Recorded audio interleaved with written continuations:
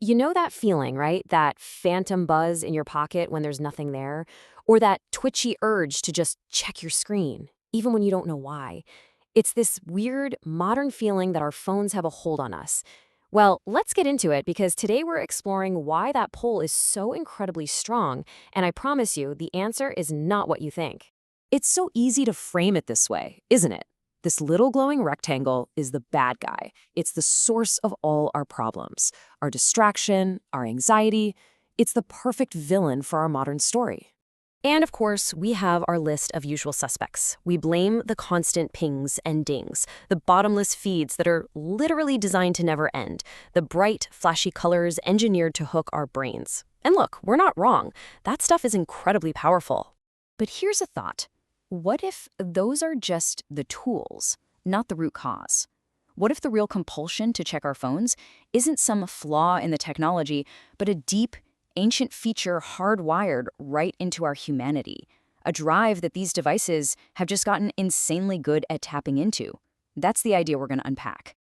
Okay, first off, let's just acknowledge that feeling of being completely overwhelmed. It is not just in your head. The constant stream of information, the stimulation, it has a real, measurable effect on our brains. Researchers even have a name for it: neurobehavioral strain. And this isn't some vague feeling of being stressed out. We're talking about specific, documented symptoms. You know that short fuse you sometimes have at the end of the day? That's escalating irritability. The feeling that you can't focus on one thing for more than a few minutes? That's attention fragmentation. It also shows up as emotional instability, messed up sleep, and a reward system that's just completely out of whack. These are the real costs of our hyperconnected lives. So if the problem is definitely real, what's actually causing it? Well, this is where we take a sharp turn. Instead of seeing our phone use as antisocial behavior, what if it's actually driven by our most fundamental, deep-seated social instincts? This quote from researchers at McGill University just flips the whole problem on its head. It suggests that the powerful urge to connect, to be seen, to know what's going on with our people, that's not some modern sickness. It's a core part of being human. Our phones didn't create this need, they just put it on hyperdrive.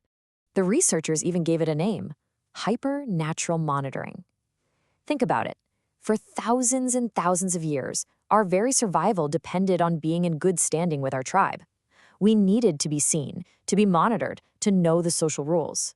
Well, our phones now provide a 24/7 global platform for that exact same ancient hardwired impulse.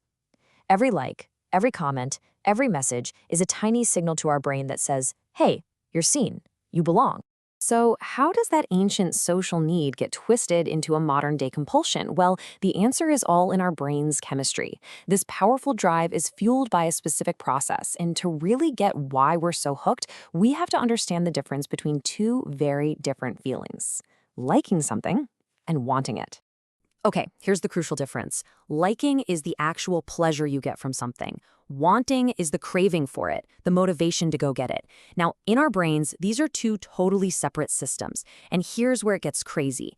In addiction, these two systems get disconnected. You can find yourself desperately wanting to check your phone while getting less and less actual pleasure or liking from what you find there. If you've ever scrolled numbly through a feed, you know exactly what this feels like. And here is the secret sauce that app designers understand perfectly. Our brain's wanting system, the one that runs on dopamine, doesn't get most excited for rewards we know are coming. No, it goes absolutely haywire for unpredictable rewards. It's the maybe that is so powerfully addictive. And this creates an incredibly powerful loop. It all starts with a cue.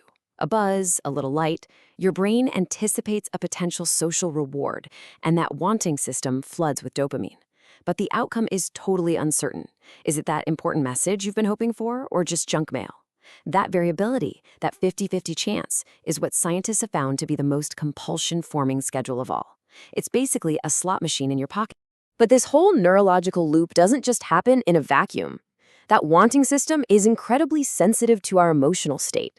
In fact, a lot of the time, the cue that kicks off that whole dopamine cycle isn't a buzz from the outside world at all. It's internal. It's an uncomfortable feeling we'd rather just avoid. And this insight really gets to the heart of it. We try to solve our phone habits with op timers and productivity hacks, treating it like it's a time management problem. But for so many of us, it's actually an emotion management problem. Our phone has become the #1 tool we use to deal with feelings we don't want to feel. I mean, think about it. What are you feeling right before you unlock your screen for no real reason? Are you bored, standing in line? A little lonely, sitting by yourself? Anxious about a big project? The phone offers an instant, super easy escape from that discomfort. It's an emotional pacifier, always right there when we need it.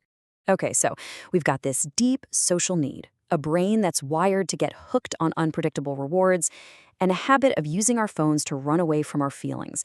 That sounds like a lot. But understanding the why behind it all is the first step to taking back control. So let's dive into some practical, science-backed strategies you can actually use. One really powerful framework is the 1-1-1-1 formula. It's so simple. 1 hour after waking up, let your brain come online without a digital fire hose. 1 hour before bed, protect your sleep. 1 hour during meals, so you can actually be present. And then 1 full day each week to let those reward pathways totally reset. It's not about quitting cold turkey, it's about creating structured, intentional pauses. And to tackle that emotional side of things, we can use a simplified approach from cognitive behavioral therapy. It's 3 steps. First, when you feel that urge, just pause and uncover the emotion underneath. What are you really feeling? Second, instead of immediately grabbing your phone, just sit with that feeling for a moment. Get curious about it. And third, consciously choose a different response. Maybe it's a few deep breaths, a short walk, or just acknowledging the feeling and letting it pass on its own. All of this points to a bigger principle: intentional rest. So often we think of rest as what we do when we're already burned out and just collapse. But intentional rest is proactive. It's a conscious decision to schedule time to recharge, which boosts your focus, your mental health, and your creativity.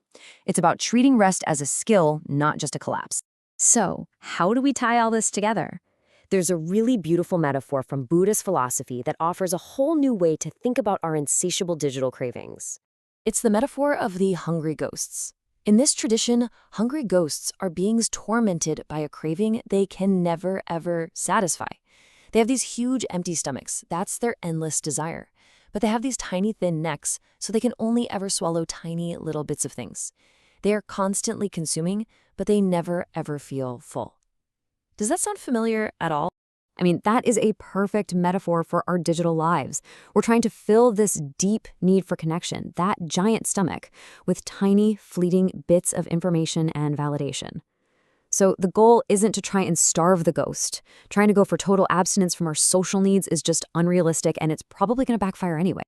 Instead, the key is to learn to feed the hungry ghost just the right amount. We acknowledge the craving, that fundamental need for connection, but we satisfy it with mindful, intentional practices, like the 1-1-1-1 formula, rather than mindless, compulsive scrolling. It's a harm reduction approach. It's about learning to live well with the technology we have. And that leaves us with a final question to chew on. We've spent so much time and energy asking how we can escape our phones, how we can put them down and disconnect. But with this new understanding, what if we started asking a much better question?